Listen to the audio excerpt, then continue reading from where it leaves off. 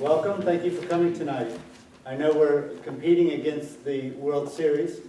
Although maybe it was a mistake to say something about that because I see some people in the back are running out the room. But I'm sure we'll be much more exciting and entertaining than baseball. So, my name is David Skidmore. I'm a professor of political science here at Drake University. I'm also the director of the Principal Financial Group Center for Global Citizenship. The center is serving as the sponsor for tonight's event. And this is an event we do once a semester, a panel discussion on a topic related to the global economy in partnership with the Principal Financial Group. And we've now done, this is our 9th such event. And we always enjoy the participation of principal folks who come over and share their expertise with us, as well as other panelists that either are Drake faculty or are Drake affiliated in some way, as is the case tonight. So let me say a little bit about our topic before I introduce our panelists. The title is, "Are International Financial Institutions Still Relevant?" ? And as background, I'd like you to recall or remember from your history books that in 1944, 44 Allied nations met in the midst of World War II in Bretton Woods, New Hampshire. And their goal was to make up a plan for a rules-based global economic order to follow World War II. They were planning the globalization that we have seen unfold over the last 7 decades.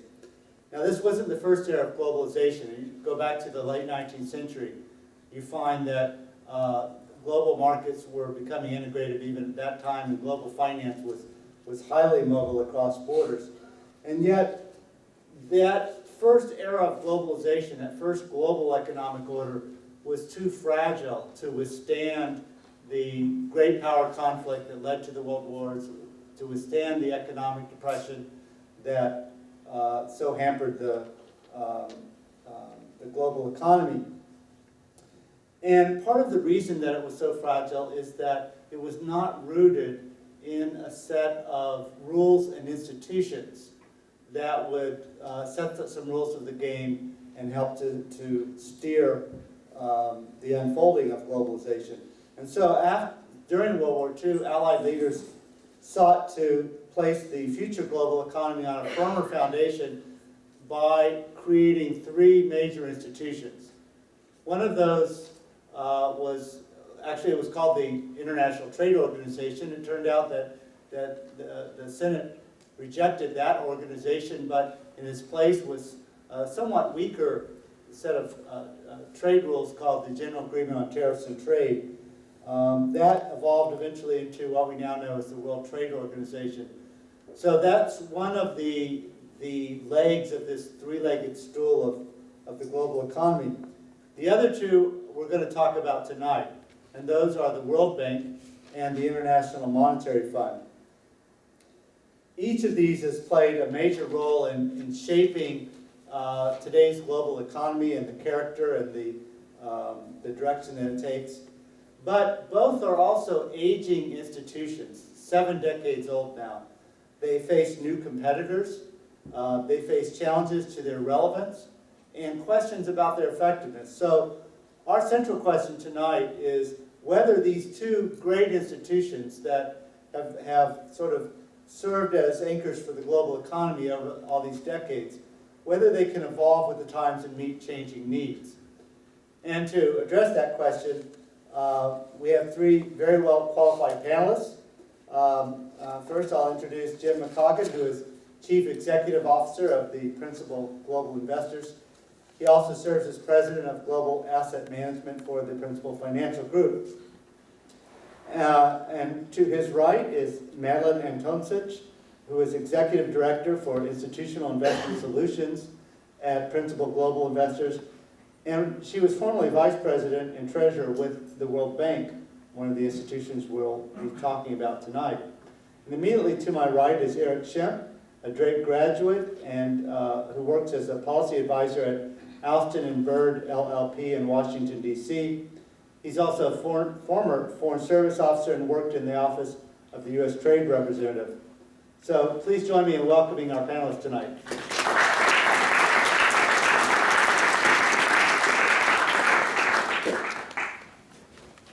So I'm aware that not everyone is an expert on the World Bank and the International Monetary Fund. So we've asked Jim and Madelyn to prepare sort of a brief sketch of what the mission of these institutions is, how they're organized, and why they're important in today's global economy. So Jim is going to start us off by addressing those questions with respect to the International Monetary Fund. Jim? Thank you, David. I will briefly talk about the International Monetary Fund. Madelyn has a short slideshow to give you some of the more detailed description of the World Bank, which is actually in many ways a more complex organization than the International Monetary Fund.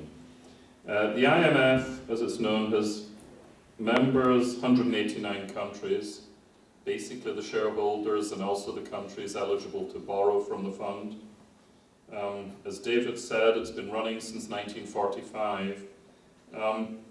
It describes its mandate as fostering global monetary cooperation with the aim of financial stability, promoting international trade, which, by the way, may not be a politically popular mandate to have right now, but certainly is one that's led to a lot of prosperity, high employment, sustainable economic growth, and the reduction of poverty. So those are the declared aims of the International Monetary Fund, but note, through global monetary cooperation is how it works. They have a number of activities that are followed in order to do those worthy things and follow those aims. One is surveillance, and looking as monetary economists at the member countries to see who might be headed for trouble, who the indicators are might not be creating the monetary stability, the monetary cooperation that perhaps is desired. That was all about emerging markets until really the European financial crisis, which got very intense in 2010. And actually one of the things that the IMF is, I think it's fair to say, found most difficult is that in the last 6 or 7 years, it's had to turn its attention to financial troubles in Europe, rather than preaching to countries in Africa, South America, and Asia. And this is kind of difficult culturally for the IMF, because following Bretton Woods, the agreement has been that the head of the IMF is always European, currently Christine Lagarde, the former French finance minister, and the head of the World Bank is always American. So that's one of the controversial aspects that I'm sure we'll talk about later, with the increasing financial and economic heft of what were emerging countries. There's definitely a political force to try to provide more diversity, let us say, of leadership between these two important organizations. Aside from surveillance, the other big and controversial activity, or not so much controversial or important activity of the IMF, is loans to countries to create financial stability.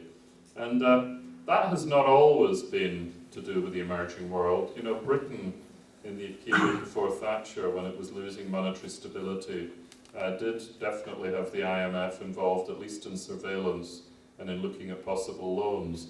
But fortunately, Britain had the Thatcher revolution from '79 onwards and got back to financial stability and growth. Technical assistance and training, this is something that runs through both of these financial institutions. They are more than finance. They're about training, they're about creating technical assistance and policy advice to get countries back on track. And then of course the special drawing rights, the SDRs, which are used as a reserve currency and are actually a basket of other currencies. Most interestingly, those have been essentially the developed world's currencies, the rich world's currencies, until very recently the Chinese renminbi got included in the SDR. I would argue that the renminbi was included before it actually complied with the rules for inclusion. But sometimes these organizations can bend the rules if there's a political purpose. If you like, though, the slogan is, you look round IMF activity in countries, perhaps the slogan that strikes me is no reforms, no money. Unless economies are run according to the consensus that the Bretton Woods institutions have, the IMF is not forthcoming in lending money for financial stability. And we'll talk later about the criteria on which those loans are put forward. But I think the advancement of stability criteria has been an important function of the IMF, and one that the world has mixed feelings about. Thank you, Jim. Madelyn? I'm going to go up to the Oh, you want to stand up? podium. I think it may be easier. Okay. I would add one thing to your introduction, and that is the World Bank actually, part of the Bretton Woods agreement was also to rebuild war-torn Europe. Right. And the World Bank, the first loan the World Bank ever made was to France, to rebuild France. And of course, during the 60s, it did an amazing job in Japan. It built the bullet train, it financed Toyota, and did a lot of those other projects. So, Jim, I don't know if you want to swing into my chair. Do you want me to get out of the way? Oh, no, you're not in my way, but you want to look at it. So, when I was asked to do this, I thought, well, this is pretty easy. I lived and worked at the World Bank 24/7. That's the nature of the job for 4 years as the treasurer and the vice president, and so I can do this in my sleep. And the more I thought about it, the more I thought, oh my God, how am I going to possibly, speak about the World Bank in 10 minutes, because it's such an enormous institution. So this is just going to be a super, super high level of, sort of what the bank does. And then we can drill in a little bit later, and I'm going to take David on some of those comments, because I'm on a different, very, very different camp in terms of what the institution does, and it definitely has modernized. So the World Bank is, the group is 5 agencies. IBRD, which is what most people think of when they talk about the World Bank, and this is lends to governments of middle-income countries and sometimes to credit-worthy low-income countries. IDA is the International Development Agency. This is the organization that lends mostly to, or only to, the poorest countries and also the fragile states. And it gives interest-free loans, which are typically 40-year loans called credits, as well as just outright grants. IFC lends to and works with the private sector. And when I say lend, it's not just loans. Every single loan, whether it's a development policy loan, which is really for fiscal balances, or a project loan, which is to build dams and hydropower, or even, helping women. They all have some kind of technical assistance, advisory, capacity building tied in with it. And that's what distinguishes the World Bank from many other lending institutions. MIGA is the organization that is created to promote foreign direct investment. So many corporations, maybe private sector, wants to invest in a developing economy, but they don't want to take on certain kinds of sovereign and political risk. And MIGA gives guarantees to try to what we call crowd in the private sector.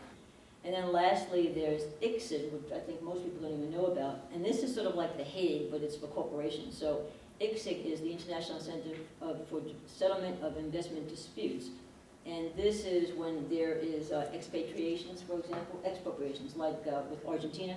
There were a lot of disputes, and anytime that there's an international transaction, international trade, where corporations have a dispute, they come to ICSID, and they have a group of arbitrators that resolve the issue.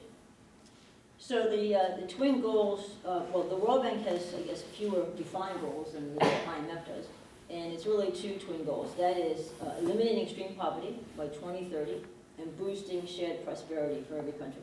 And the reason boosting shared prosperity is really important is that as many countries develop, going from low income to middle income, most of what happens is that they have diminishing returns, marginal returns. And so we've seen over and over again that there's not a equality in growth. Countries can grow. For example, China has done the same thing. Basically, because of government-led investments, cheap labor, but at the end of the day, if there's income inequality, then it's not sustainable. You don't have sustainable economic growth, you don't have social stability over time. And so that's why shared prosperity is a very important component of making sure that it's sustainable economic development. So basically, the World Bank Group is a cooperative, firstly. It's owned by 189 member countries, and these owners are also clients. It's the only global multilateral development bank. There's lots of MDBs, multilateral development banks. In fact, every region has an MDB, and when I got to the bank, I learned how many countries have development banks. But this is the only global one. It's a development partner of the United Nations. In fact, I was a diplomat when I was at the bank. The top shareholders are the US, Japan, China, Germany, UK, and France. We've got about $425 billion in capital. Last year, they made about $60 billion in commitments in loans, about $340 billion in loans outstanding in 80 different countries. The largest borrowers are China, Brazil, Mexico. Notice these big countries that are starting their own banks, but they still borrow from the World Bank. And there's a reason for that. The reason that they borrow is not so much necessarily for the money, but also for the technical assistance and the capacity building. And then, of course, India is one of the largest borrowers, but they are what we call a blend country. So they're an IBRD country, but they're also still an IDA country, because it's a function of your level of GDP per capita that determines whether or not your IDA country that so-called graduates into an IBRD borrowing country. And as you might expect, some countries kind of a little bit sometimes are at a better advantage by being part of IDA because it's lower concessional financing. So there's a little bit of how do I say it in a polite way? They prefer to stay IDA, and of course the World Bank prefers them to say, well, no, you graduated, now you're an IBRD country. They are the largest source of development finance and expertise. That's 60 years of financing and development experience. They've got about 16,000 people that work there, 144 different nationalities. They're in 130 countries around the world. Some people say, well, it's a Western-led institution. As you can see, China is the third largest shareholder, but importantly, too, they have 130 offices around the world, and it's staffed by people on the ground, local staff who understand the culture, the constraints, the needs. They have a full-time sitting board, which represents every one of the members, and this also gets into a little bit of the politics, really comes into sort of how to allocate the money, because one of the things you need to understand is that the developed economies, the high-income countries, the US, UK, France, Germany, really concern themselves very much with the IDA countries, i.e. the conflict countries in Africa. And of course, the developing middle-income countries, China, Mexico, Brazil, Russia, India, they would like most of these resources coming their way. And so one of the reasons that you have the board that's there every day, that's involved in everything, is to try to make sure that there's a good balance and an allocation of resources to the poorest of countries and the conflict countries.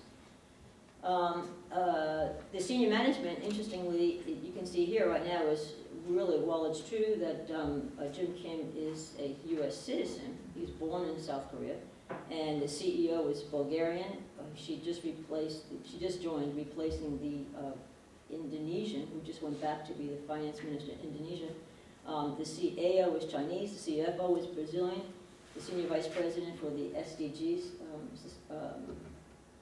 the Sustainable Development Goals, and the UN Relationship Partner Manager is Egyptian, and the corporate secretary is African. So I know one of the contentions is it's a Western-led entity, but it's not. In fact, there's fewer than 25% of all of the employees around the world are Americans. And it's a knowledge solutions bank.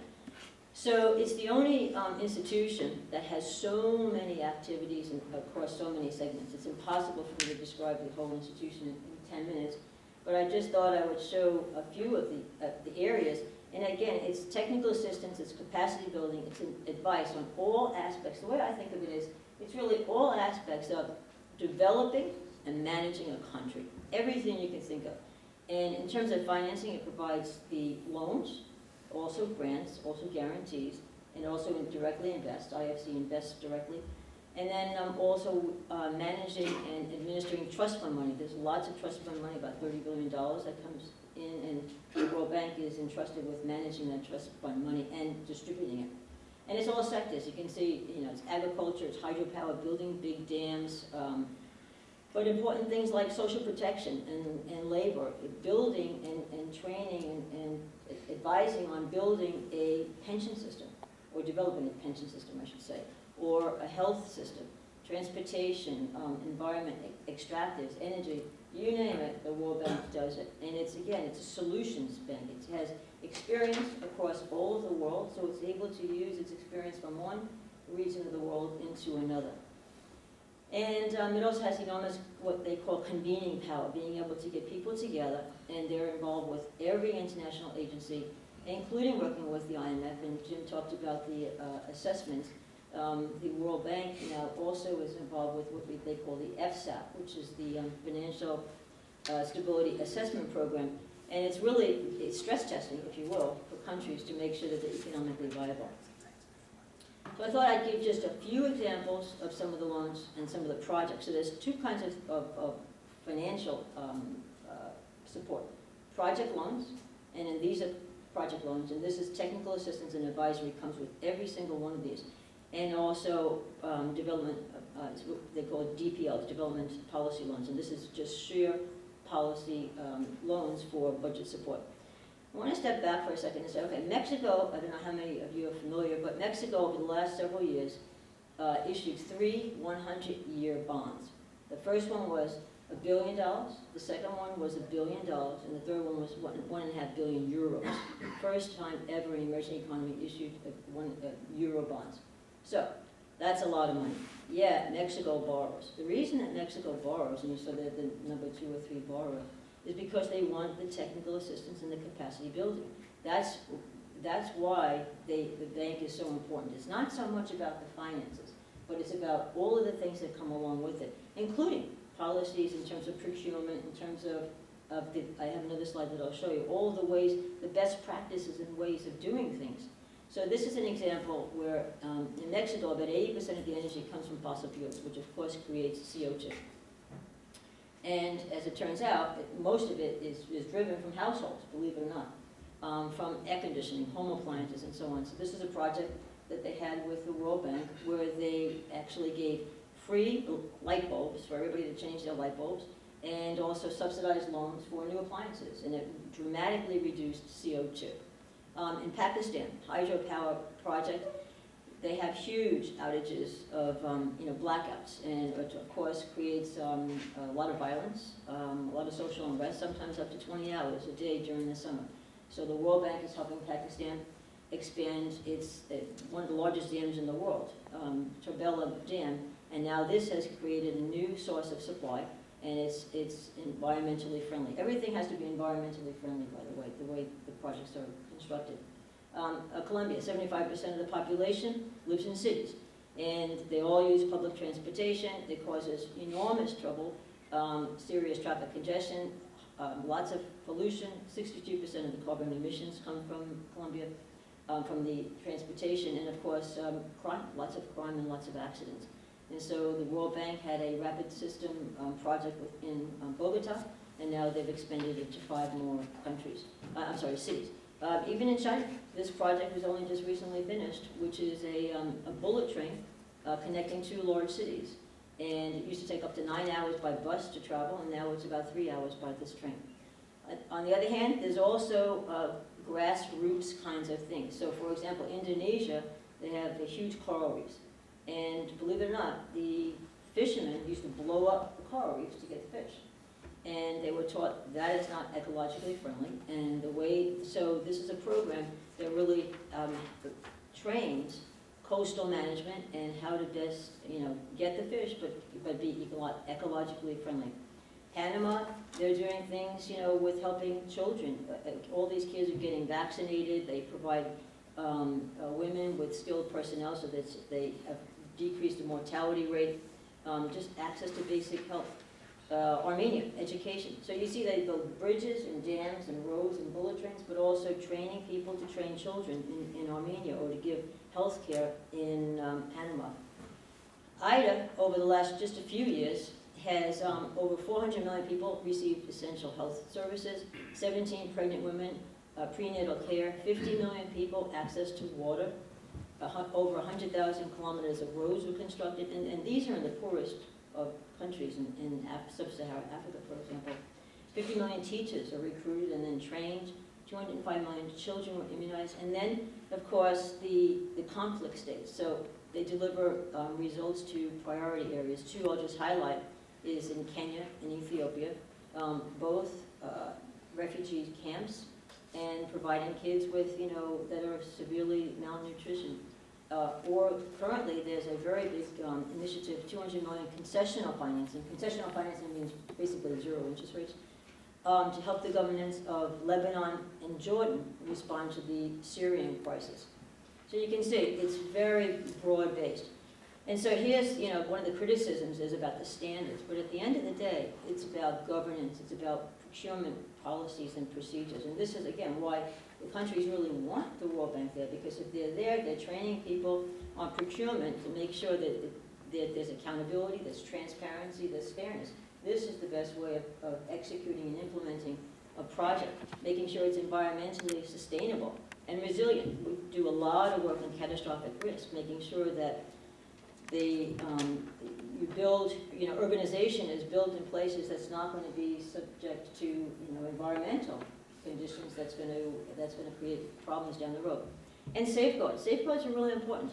When I first went to the bank, I never really knew most of what this was, and being somebody from the financial industry, thought, well, this sounds like a lot of headache. But now I realize how important this stuff is. Safeguards is making sure that you have social risks are all covered. Land rights, property rights, rights of indigenous people. Here's an example where China, you may know that China has 21% of the world's population and only 7% of the world's fresh water supply. They've got huge problems. And so they had this enormous project, an $80 billion project. It's called the South-North Water Transit Project. So they're taking water from the south and from the west and bringing it north and east. Of course, the south and west are where the poor regions are, and the north and east in Beijing is obviously where the rich people are.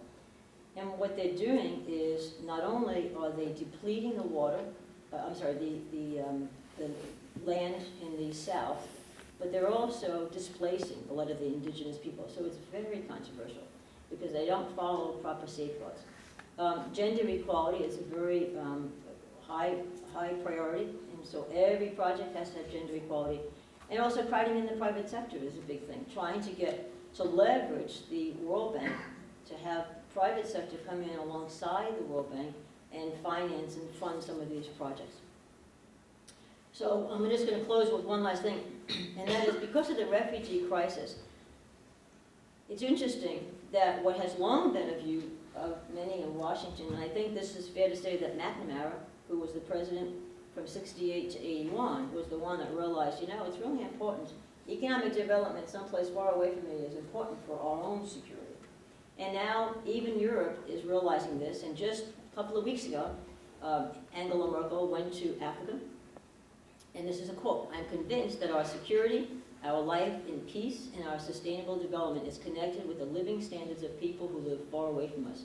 So now because of the refugee crisis, the EU leaders have come together and they've pledged new development aid. In fact, they've pledged $1.3 billion for Afghanistan to stem the migration, saying, okay, let's help the Afghans to get better economic growth, to be better situated in their own homes, and therefore they won't want to leave and come to Europe. And Merkel is trying to convince the Germans that better conditions in the developing countries is in their own best interest. So don't think that we shouldn't spend some money to try to help. That's helping them, but it's also helping us. And so the World Bank is really a peaceful, low-cost, efficient way of promoting democracy. At the end of the day, that's what they do. And it's global sustainable economic growth, obviously with human equality and respect. So, as I mentioned, there's the development policy loans, there's the project loans, and political and economic institutions and institutional frameworks is really what ensures stability, it's what ensures continuity and economic prosperity. And I think it's something that most Americans, and I look around the room and I think we're most Americans here, take for granted. I mean, I'm talking about things like the rule of law, judicial system, and all these things that don't exist in so many countries. And without those institutions, you're not going to have sustainable economic growth. And that's one of the big priorities of the World Bank, is to ensure that there are these institutions in place. So, as I said, it's impossible to describe the group in 10 minutes. It's an amazing institution, and but it's not about making loans. It's about partnering with the client countries to technical assistance, advisory, capacity building, knowledge sharing, in order to be able to have sustained economic growth. And for anybody that's interested in the work of the group, there's this really wonderful website. It's called A to Z, and it's open knowledge, what they call open knowledge. All the information, by the way, Bob Zoellick was the one that did this. He's created anything, and this is a treasure trove to any researchers, because all knowledge and all data are available on this website. This is an interesting site, A to Z, and it has all of the things that the bank does. And also, if anybody's interested in economic growth and prosperity, this is an amazing good book as well. Why Nations Fail, The Origins of Power, Prosperity, and Poverty. And this book talks about exactly the fact that it's institutions that are so important, and that's why some countries grow and some countries don't grow. So with that, I will say. Thank you, Madelyn. I'd like to give, before we jump into some questions that we've prepared ahead of time, I'd like to give Eric a chance to jump in on anything that he's heard till now. Thanks, David. Thanks, Madelyn. It was great. I guess I come at the bank and the fund from a bit of a different perspective. I'll apologize in advance. I'm here from Washington. I have worked both as a diplomat, as a U.S. trade negotiator, as a private practitioner around various issues with respect to trade and development and related finance.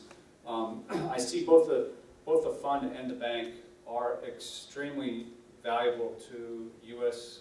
economic and through that national security. The problem is that the World Bank is a massively misunderstood international organization in official Washington, outside of, say, the state and treasury departments, while the IMF is one viewed as perhaps an organization that the U.S. created 75 years ago that has perhaps outlived its purpose because its outcomes no longer suit the outcomes that the U.S. Congress wishes to see.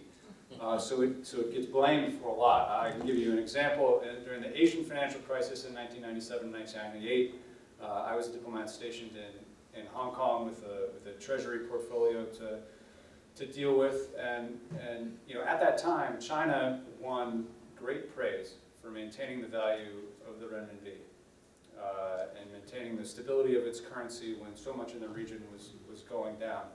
20 years later, that same IMF criteria, China continues to uphold the currency, the stability of the currency, but the times have changed, and the U.S. Congress is demanding that the IMF revise its criteria with respect to what constitutes illegal currency manipulation.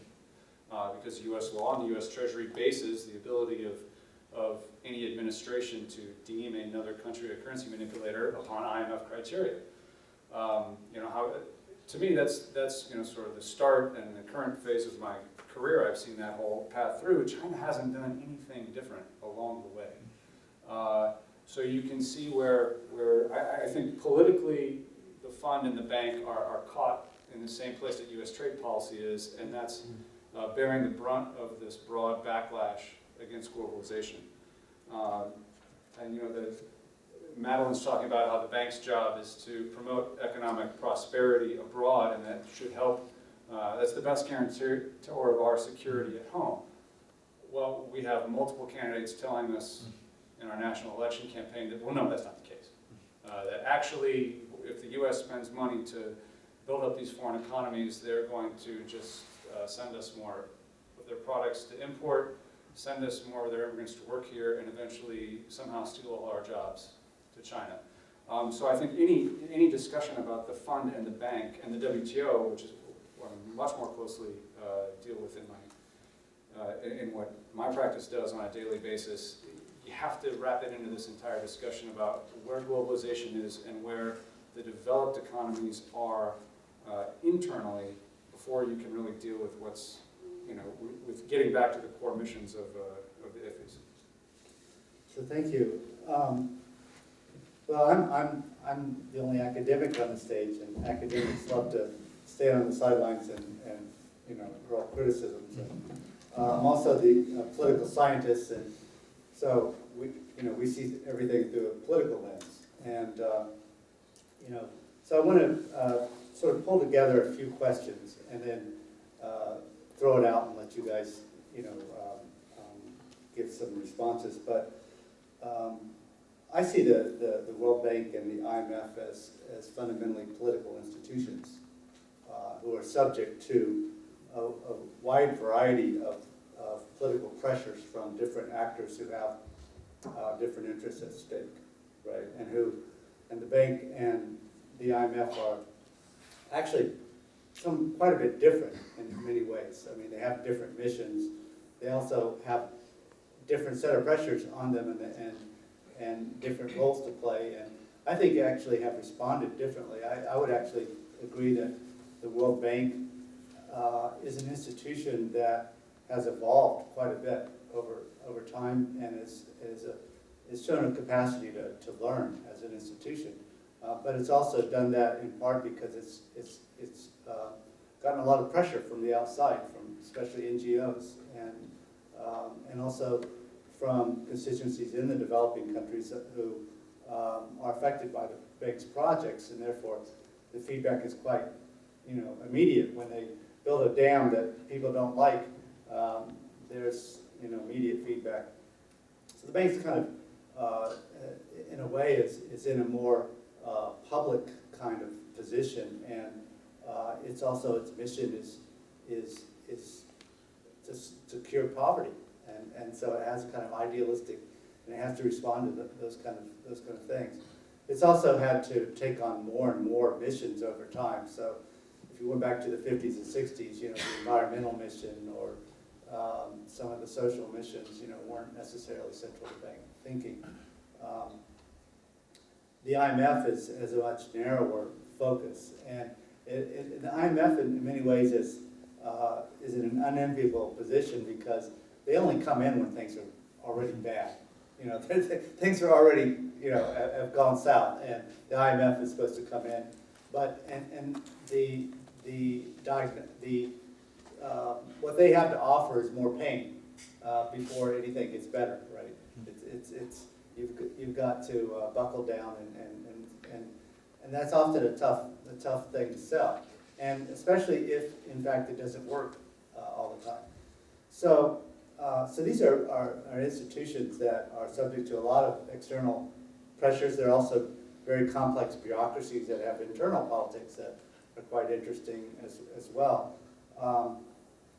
But over time, there are a number of trends that I think are I would characterize as challenges. One is that it used to be that the IMF and the World Bank were the only game in town for some developing countries. That it wasn't easy for countries in the 60s and 70s to go out and raise money in private capital markets. And in fact, now the resources that the financial resources that both the fund and the bank have available are dwarfed by private financial flows. And a lot of countries that in the past couldn't access private markets now have the private market option.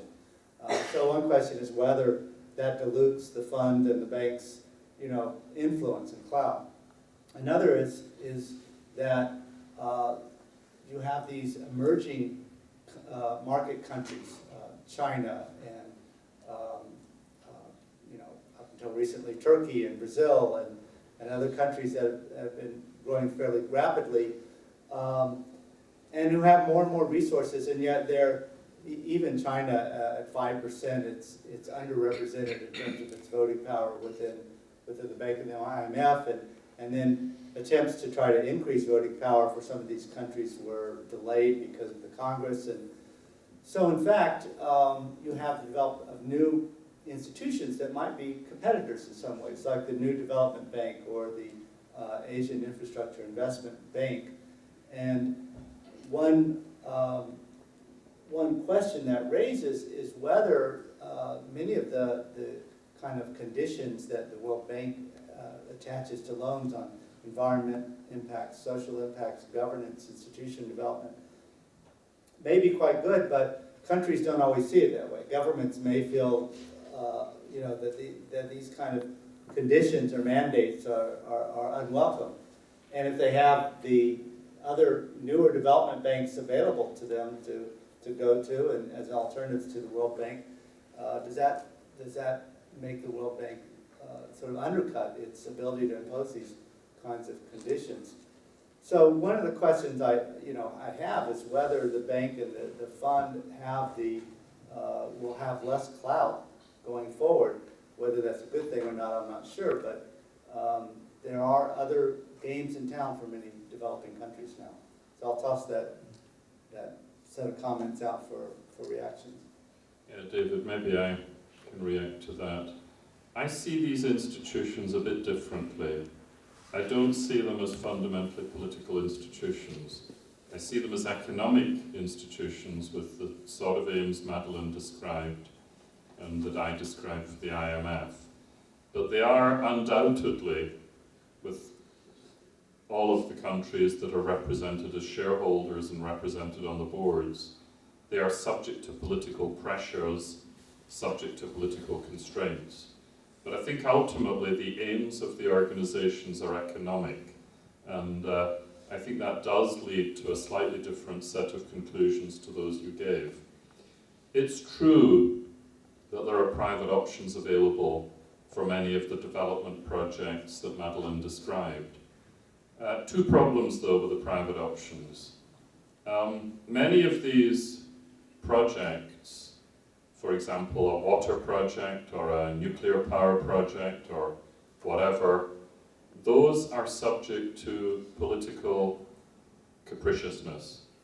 You may invest in a power station, the fashion changes, you're not allowed to operate it anymore. The politics can act against you. You may invest in a water project that is seen as disadvantaging some and advantaging others and becomes a political issue. Private sector finance providers, the market, the capital markets, even commercial banks, are going to be very wary and charge a lot for those types of projects. The answer here is get a widely accepted, politically acceptable organization from the official sector to lead or partner. So in other words, you're right, the balance sheets of the World Bank, the balance sheet of the IMF may not look all that large, but their mere presence makes it possible to bring in other finance. There's another piece to this, which is credit intermediation. These institutions have a higher credit rating than many of the countries they're lending to, so it's cheaper. That credit intermediation is something that gets passed on to their borrowers and which ultimately means that they can borrow more or borrow more flexibly. So much of what you said is true, David, that the position of those institutions depends, as Madelyn described, on much more than just the money. And they have various roles in being a catalyst for development and change. I have a slightly different view of how perhaps these organizations and the IMF in particular should think about changing. If you look at the conditions that get attached to loans, there has been a strong attachment to what's usually referred to as the Washington Consensus, which governs lending by these institutions. Basically, austerity, controlling government policies, privatization, liberalization of trade. These are the elements of the Washington Consensus. Now, clearly, those are a good idea if you have an economy that's been undermined by many bad economic policies. I'd point to an economy like Zimbabwe or Venezuela, where out of control and corrupt government has led to financial instability. Maybe the Washington Consensus is the right answer there. But there have been other cases, like in the Asian crisis, 98 to 2002, when Russia also got into trouble. Much of the misery that was involved in the financial instability wasn't actually a result of violating the Washington Consensus. It was a result of shift in the terms of trade, lower commodity prices. Maybe the institutions have to think more about the prescription when the disease is rather different. It may not be that the consensus of modern economic wisdom is the right remedy when you have a different set of problems that are actually leading to the instability. I would just end this set of remarks by commenting that it's rather odd that institutions are so attached to austerity, but in many ways the intellectual giant behind them was Maynard Keynes, who actually was not attached to austerity in all circumstances. I would add a couple of things to what Jim said. Firstly, without a doubt, your point about the dilution of influence because of other sources of capital.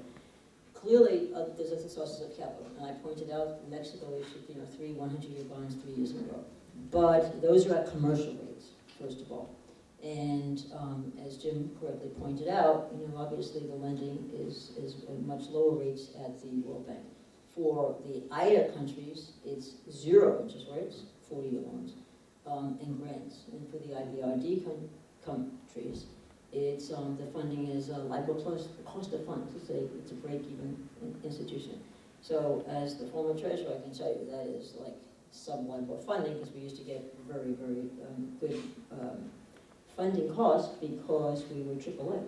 So not only, by the way, and that's in the lending, but also one thing that I didn't even mention because of the lack of time is one of the things we did in Treasury, we would actually literally intermediate for countries. Since we were AAA, we did a lot of hedging, for example, for countries. And if a country had external debt and wanted to convert it into their local currency, which is, of course, the prudent thing for a country to have, we would execute the transactions for them. And because we were AAA, we got obviously great pricing, and we didn't have what they called a credit valuation adjustment, or namely for our counterparty credit, or liquidity payments. And so we turn around and pass that right on to a country. So I can assure you, a sub-investment grade country could never get either the funding or the financial intermediation that we would provide. The other thing that I would point out, which Jim touched on a bit, is the political risk. There's enormous political risk, and one of the so not only political risk in terms of we change our mind in terms of the tariffs or whatever else would make the project work, and now all of a sudden it's not going to work, but also fraud and corruption. Many of these countries, we all know, have enormous fraud and corruption, and so that's one of the big things about infrastructure right now. There's $3 trillion per year needs of this is at least estimates from McKinsey studies of infrastructure through 2030 just to keep GDP constant at 2010 levels. And there's tons of money looking to put in place, but yet there's not a lot of projects. The reason there's not a lot of projects is because the countries don't even know how to put together well thought out, well planned projects, and that's one of the roles that the World Bank can and does play, put together the projects. Secondly, all this money that people are talking about wanting to invest, well, they want so-called bankable deals and bankable loans, and that means investment grade. They want the World Bank to de-risk, which of course, the World Bank doesn't have enough capital to de-risk economically, but they can de-risk from the fraud and corruption. And so many companies want to participate in emerging economies, but they want to do it alongside the World Bank. Why? Because everybody knows that the World Bank is there, boots on the ground, helping to plan the project to begin with, and then implement, making sure all the safeguards are in place and all the procurement procedures are in place, and then watching and implementing it, and the money only gets dispersed when certain things happen, there's much lower fraud and corruption. It's mitigated. And so if I have two projects and I'm a company that I can either do one alongside the World Bank or one by myself, you know which one they're going to do. So it really helps to mitigate that kind of risk. I would also say one other thing, and that is you talk about AIIB. I think it's fair to say that I disagree with the point that you make about the standards. The reality is, first of all, they don't have much capital. Right now, they've only got $5 billion of paid-in capital, 5. And it's still just being evolved. It's being run mostly by, and put together mostly by either recently employed World Bank people, or people that have been retired and have been hired by AIIB to help them put the place together. And the reality is, it's the countries, and I have a little slide here to show you the countries. This is not the first Asian Development Bank. It used to. This is the old ADB, Asian Development Bank, plus some more countries, minus U.S. and Japan. And so, but the way they were able to get the UK and all the European countries to sign up and give it credibility was to ensure that they would have the same kinds of standards and safeguards as the World Bank. And the reality is the projects that they're currently involved in are alongside the World Bank. Because they don't have the staff, they don't have the capacity, they don't have the know-how. So they have World Bank people organizing it, implementing it, and then they have, they're really participating in World Bank projects. So I wouldn't say by any stretch of the imagination that they can, sort of push the World Bank aside. And lastly, you mentioned the new bank. The new bank's not even on the radar screen. They have a $500 million of capital, $500 million of capital. So, and one last thing, Jim, you mentioned this Washington consensus. That's really more for the IMF. That's not for the World Bank. The World Bank is very different. And one last thing. You mentioned the World Bank and the IMF. It's funny because people at both institutions, and when I got there, I was told that people say the World Bank is anarchists. The IMF is the military. So the IMF is, bangs you on the head. The World Bank is the carrot and the stick. So everybody wants to be working with the World Bank. The IMF is like, But at the end of the day, I would also say they don't just come in on, when there's a crisis, because they want to implement good economics. And so the point that Jim made in the opening comments, that they now have this surveillance that they also do to make sure that countries are in the right direction economically. Before I let Eric jump in, I want to ask a quick tag-on question. A few years ago, we had former Mozambique President Joaquin Chissano visit, and he was talking about Chinese foreign aid and investment, which often are paired together. And he said, when Westerners come in and talk about aiding us, they tell us what kind of projects they want to do, and then they attach lots of conditions. When the Chinese come, they say, "What do you want?" And they attach no conditions. And he found that attractive. So I'm just curious, especially in Africa, and specifically with the flow of Chinese investment and aid into Africa, do you in fact see governments now saying, hey, maybe we'll go with the Chinese? I'm so glad you brought up Mozambique, because in fact, I was going to bring them up, but I didn't want to monopolize the conversation here. That was one of the last countries that I went to when I was the treasurer of the World Bank. That's the 209th out of 220 poorest countries in the world. And in fact, now it may be even going on the downslide. 130% debt to GDP. And I have a special place in my heart for Mozambique, so I did a lot of work with them. And I don't know if you're familiar with the tuna bonds. And so here's a case where some of these countries, they're not on a level playing field with the financial industry, and so they don't even understand some of this stuff. And that's the other capacity building that we would give at the World Bank. So they did, let's just go to the street, let's borrow money, and one of the things, since this, rates are so low, investors are looking for any place to pick up yield, and so they go to all these poor countries, and, the bankers say, hey, I can get you this great execution, and so these guys issued bonds through, they first had loans through Credit Suisse and a VTB, which is a subsidiary of a Russian bank, and they had about $850 million in loans, which Credit Suisse packaged up into bonds and sold around. And unbeknownst to anybody else, they also had about another $1 billion or $2 billion in secret loans that no one knew about. And so, of course, these are to buy tuna boats so they can do tuna fishing. And the projections on the amount of tuna that they were going to be able to catch and pay back all these loans was ridiculous. The projections by Credit Suisse. And so, unbeknownst to anybody. Yeah, but they'd sold the bonds on by this stage, so they didn't really care. That's my point. That is my point. So then what happened? They ended up not even using all the money to buy and build boats, but they ended up buying a whole bunch of patrol boats. Yeah. And then they claim, well, we bought the patrol boats to patrol for pirates who may take off fish before we get the fish. Well, long story short, they're in default. And they've been downgraded by Moody's to CCC. They've been downgraded to default by S&P, for obvious reasons. When IMF found out in June that they had these so-called secret loans that no one knew about, except for Credit Suisse, because they were sort of at the top of the tier, and BTB, IMF said, that's it. We're not going to deal with you guys anymore. So now they're sinking. And it was only in October, and then the World Bank will only deal with countries that the IMF, they're in good standing with the IMF.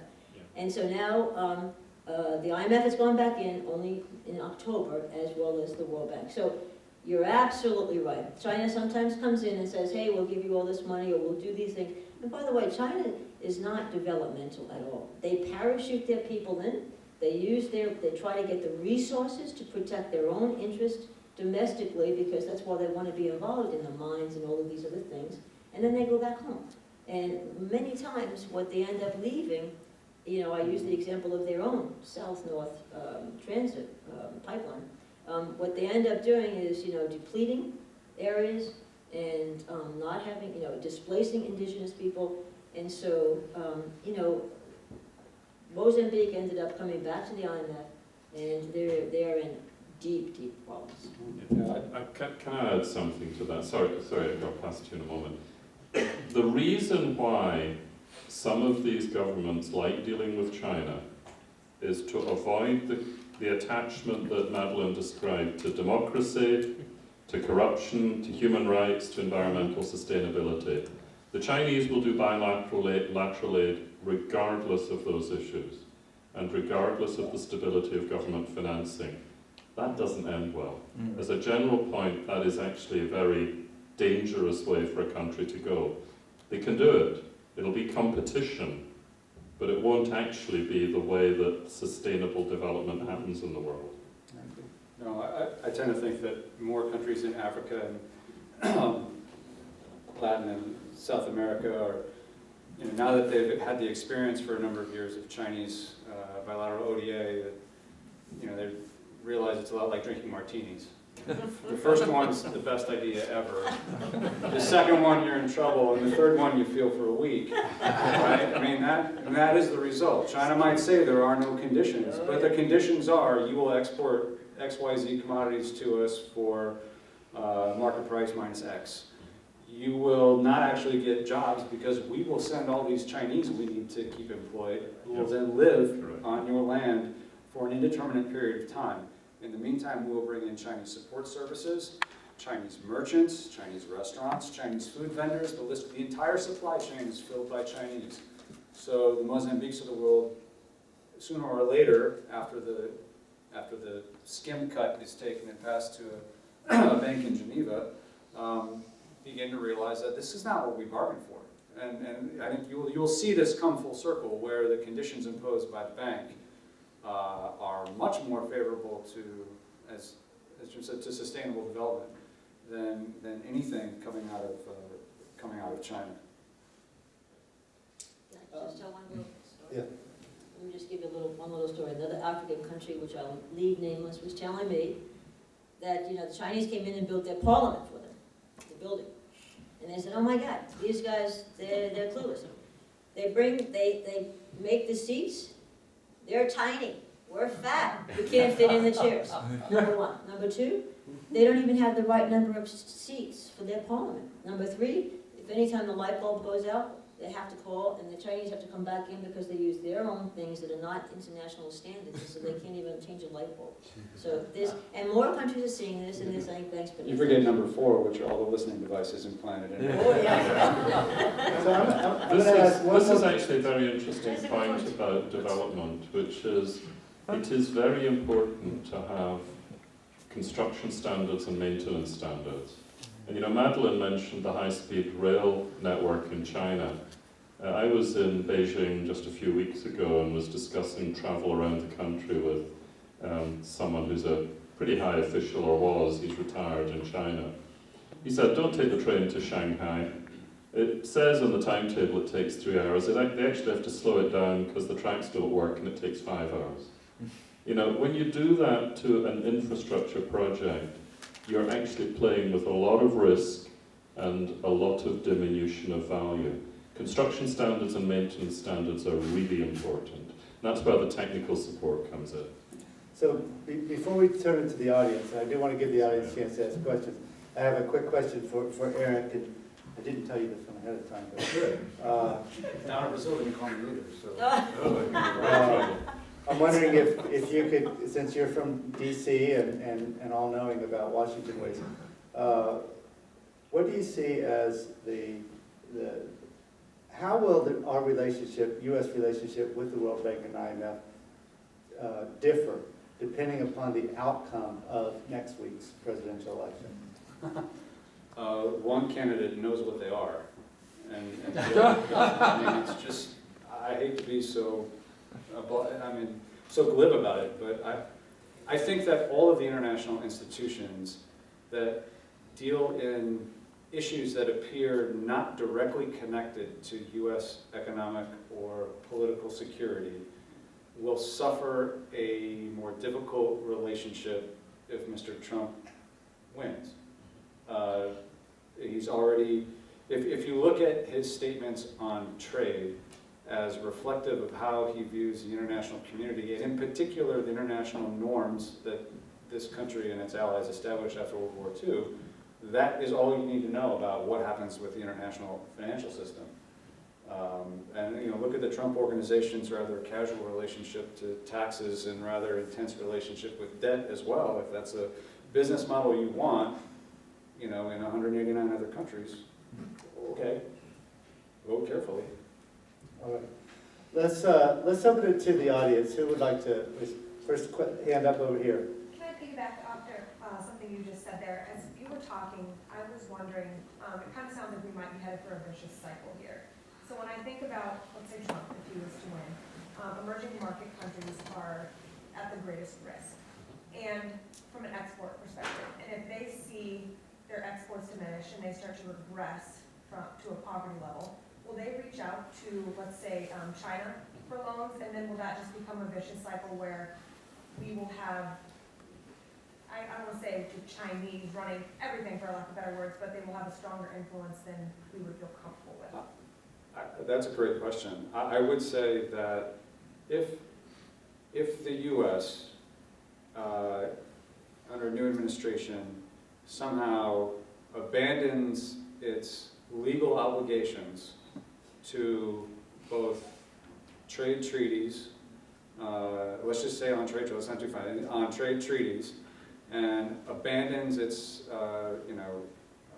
most favored nation or better status with a variety of countries, then yes, other countries will step into that vacuum and offer competitive preferential trading arrangements, which will of course be less preferential.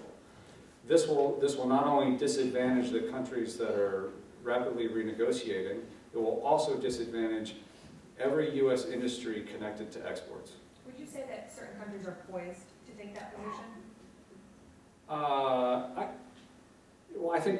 think difficult because you already have, if the US abandons the WTO, you have to wait and see what happens. And I don't necessarily think that the other 150 members of the WTO would rush to abandon it.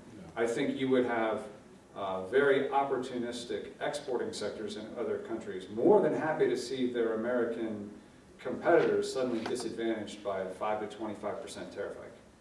One thing that I might add here is that Trump has alluded to the idea that maybe the federal government might not pay back all of its debt to those who lent money to it. In other words, that our creditors, people who own treasury bills in the U.S. and around the world, might just have to take a haircut on what we owe them if we choose to at some point in time. I will, just to quickly get back on that, if you're driving at China, there already is, you already have a scenario in which you can see this playing out.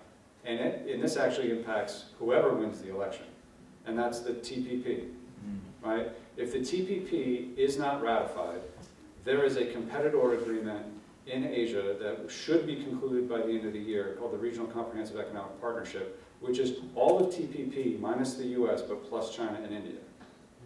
All right, now, if you go talk to the US Chamber of Commerce, or the US Council for International Business, or the National Foreign Trade Council, or the National Association of Manufacturers, or any of the major trade associations in the US, their baseline scenario for how we eventually get TPP passed is first we get kicked in the face by RCEP becoming a reality, US industry and agriculture losing market share in all of Asia, us ratifying TPP late, and then our folks being disadvantaged and trying to build back up that lost market share. So that's more likely to happen than, that would happen before we would get to, I'm going to throw NAFTA out the window. Yeah. So sometimes things have to get bad before they get reformed. I think that's what you're really saying, Eric. But if I look at China, just remember the aggregate debt level relative to GDP in the Chinese economy is already higher than the peak that the US had before the financial crisis. Some people will say there's not much government debt. That is a totally bogus argument because there is enormous debt in local government and there's enormous debt and leverage in state-owned enterprises. China has been described as the first country that will get old before it gets rich. It may also be the first country that gets bust before it gets rich. The financial system is very dangerous, and if it tries to step in to extreme lending around the world, that will only make it unstable faster. I have a slightly different problem with the US situation, which is kind of irrespective of the election, which is there is a tendency towards isolationism in the United States, which is new and is quite dangerous for the world. And that tendency to isolationism comes partly because we're now self-sufficient in energy. And previously, if something bad happened in the Middle East, the US would get involved to try to straighten it out. Why bother now? I actually think this is very dangerous for the rest of the world. And the United States also, under both the first Clinton and the second Bush presidencies, got involved in a lot of overseas entanglements. The political mood is not there to do so anymore. So I think this all speaks to the US not having the same incentive to support these international institutions as perhaps it thought it had in the past. Next question. Yeah, quickly, this PowerPoint, will we have access to this by chance, or could we have access to this? Yeah, we were talking about that earlier. If you want, I can just take a look, make sure there's nothing that's uncomfortable having publicly presented, and sure. We'll put it up on the Principal Financial Group Center for Global Citizenship website. Okay, and this one is also for you. So you talked about how the World Bank conducts finances activities in almost all aspects of an economy. Do they directly or indirectly invest in foreign military? Because that's a huge aspect of a lot of economies, and I'm just curious if. As far as I know, the answer is no. Okay. And we're very sensitive about a lot of kinds of things like tobacco and sort of all those other things as well. I have a question in the back, sir. I'm in the back, so are you hearing me well? Yes, just speak up a little. Okay, my question goes back to the topic that the international financial institutions, are they still relevant? And also, there's emerging economies that are competing with them, like China and Turkey.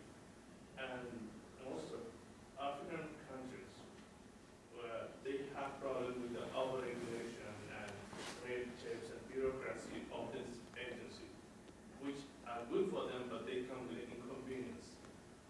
And on the other side is countries like China and Turkey. They don't have those regulations. They have, but there's downside because they kind of predators. So is there a way that can we find a center line where these countries will benefit from this institution and also have their say when they're getting in the cabinet?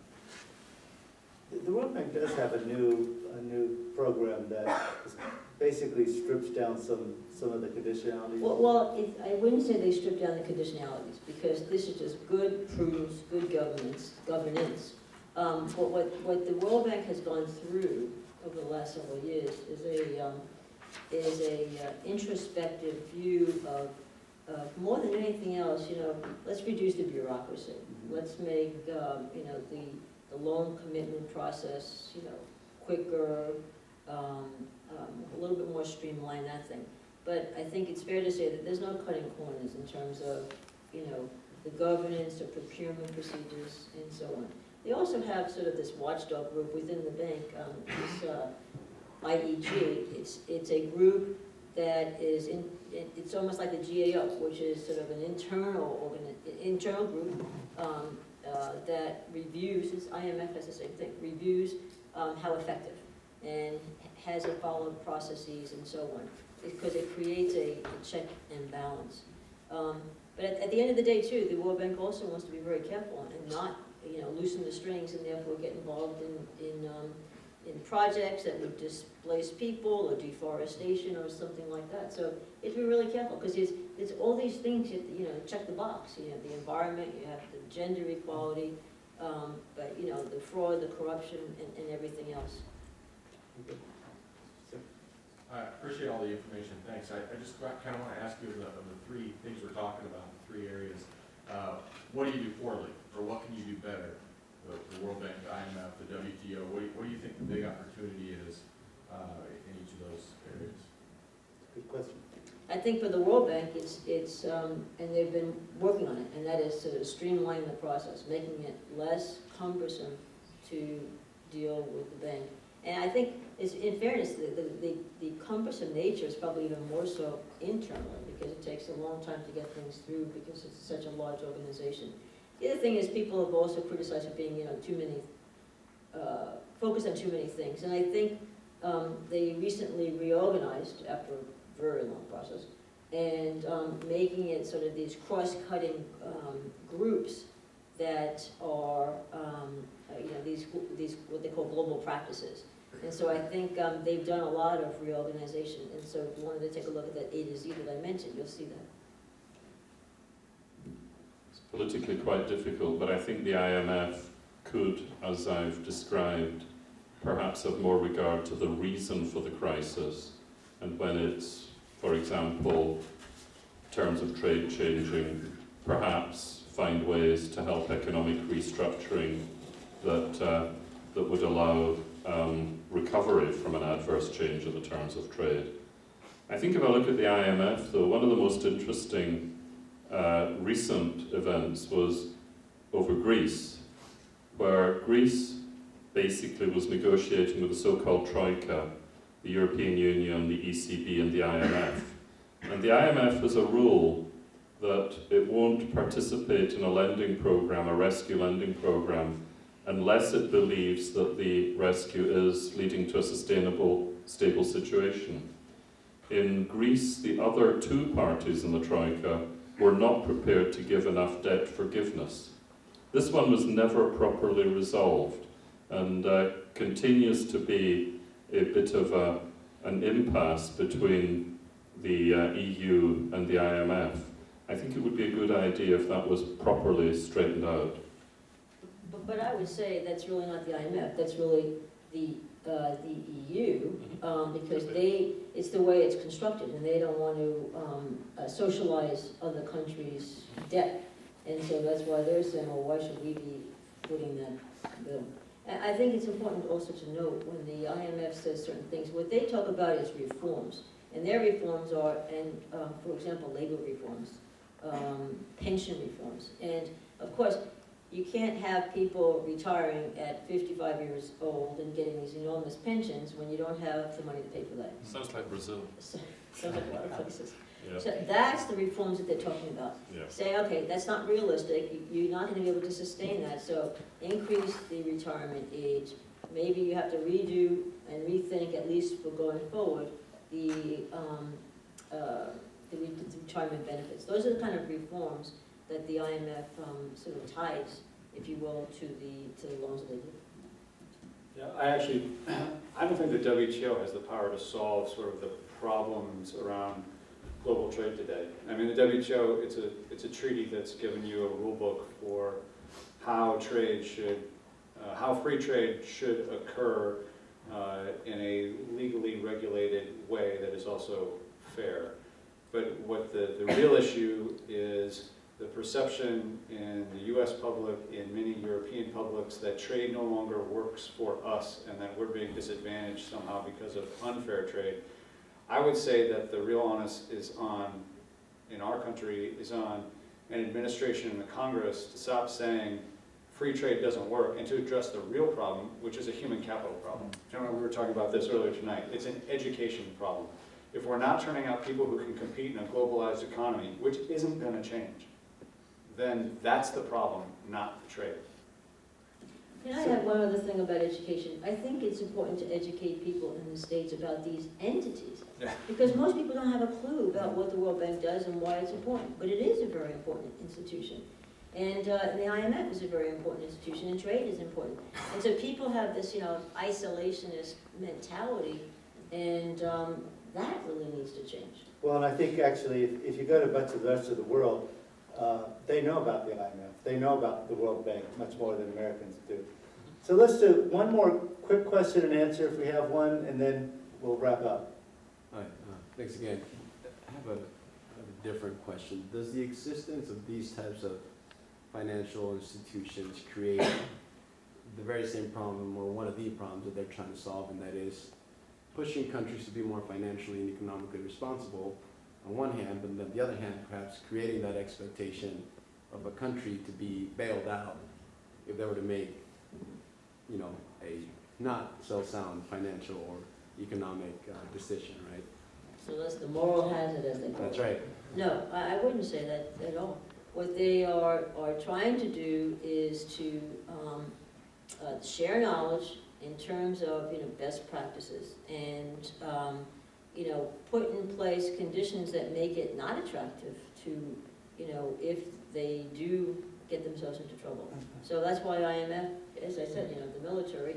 That's why the IMF that's why the Asia.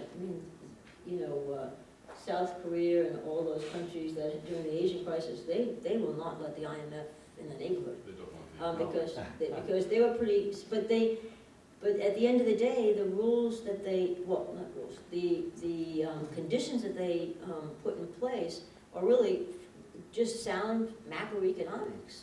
And so of course it's a bitter pill, and countries don't want to take it, but in order to be economically viable, you need to have certain things in place.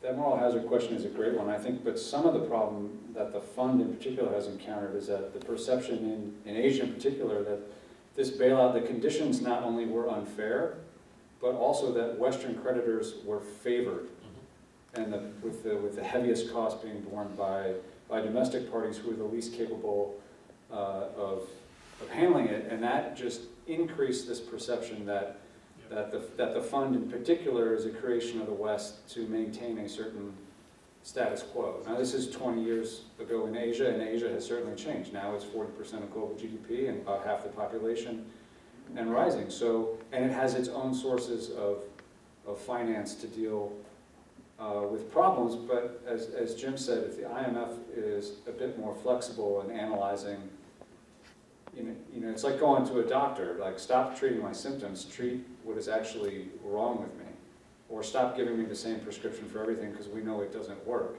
Hong Kong, Malaysia, China all had different answers to the financial crisis. Hong Kong bought 10% of the Hang Seng. Malaysia closed its capital account. China did what it did. And they all muddled through on their own, but they took heavy criticism from the fund at that time. So I think there's always more than one way to solve a problem, but politically that's a really difficult issue for the member governments of the IMF as well as for the professional staff to wrap their head around. If you're interested, the IMF just released a study that it did on itself, which it always does, on the European crisis. And they were critical.